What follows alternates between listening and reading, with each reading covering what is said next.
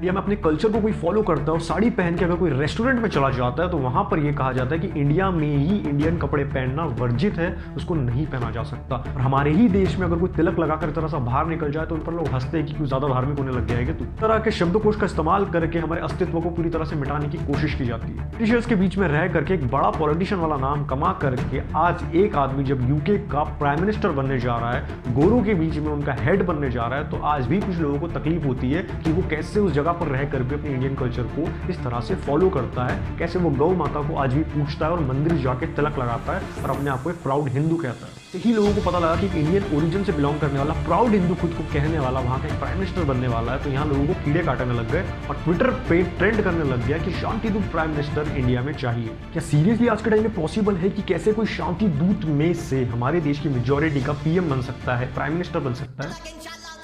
मेरी जिंदगी में नहीं तो मेरी जिंदगी के बाद एक दिन इस मुल्क की वजीर आज़म एक हिजाब पहनने वाली मुसलमान लड़की बनेगी और इंशाल्लाह बनेगी। मेरी गलती, वजीर आजम बन सकता है, क्योंकि उस शांति दूत कम्युनिटी से आएगा तो वजीर आजम कहलाएगा ना कि प्राइम मिनिस्टर। में हमको कुछ इस तरह के लोग मिलेंगे जो ये कहते हैं धमकी दे करके इस देश की मेजोरिटी को कि 15 मिनट के लिए पुलिस को हटा दो तो हम क्या से क्या कर देंगे। हम 25 कौड़ है ना, तुम 100 कौड़ है ना, ठीक है, तुम तो हमारे से इतने ज्यादा है। 15 मिनट के लिए पुलिस को हटा लो, बता लेंगे किसमें हिम्मत है, कौन ताकतवर। ये जो खड़े होकर के कहते हैं इस देश की मेजोरिटी को, इस देश की मेजोरिटी के रिलीजन को ये कहते हैं कि हर 15 मिनट में इनका एक नया भगवान पैदा हो जाता है। तो पूजा करते हैं कितने, राम लक्ष्मण दुर्गा लक्ष्मी भोला, क्या क्या है, हर 8 दिन में एक नया पैदा हो जाता है। और दुर्गा सुने, ये सुने बहरहाल में क्या बोलूं, कैसे कैसे नामा है, ये मुबारक महफिल में मनुष्य नामों को लेकर खराब करना नहीं चाहिए। रियलिटी में आज के टाइम पर हमारे देश के जो प्राइम मिनिस्टर्स है और कुछ सीएम है जो अपने रिलीजन को बहुत प्राउडली कहते हैं कि उस रिलीजन से बिलोंग करते हैं, हालांकि वो कहता नहीं था, लेकिन ये पहले ऐसे प्राइम मिनिस्टर और राजनेता जो कहते हैं कि वो अपने रिलीजन को बहुत ज्यादा रिस्पेक्ट करते हैं। इन लोगों को अभी से ही इतनी तकलीफ होने लगती है, तो आप लोग सोच सकते हो कि ये लोग अगर सत्ता में आएंगे तो ये लोग क्या कहेंगे।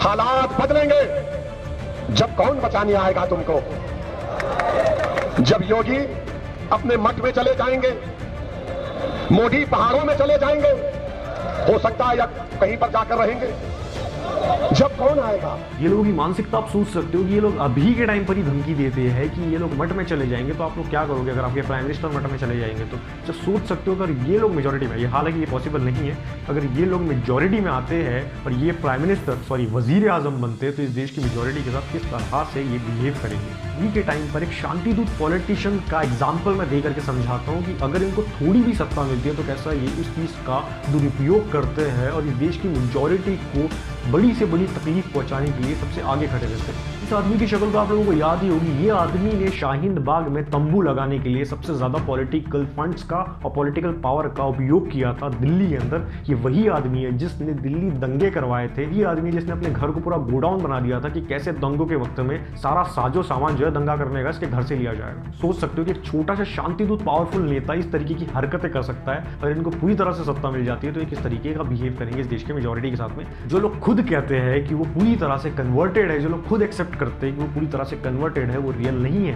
उनके पूर्वज पहले ही हिंदू थे। मेरी बातों पर यकीन नहीं है सर, इस भाई साहब की तरह इस भाईचान की बात सुनना।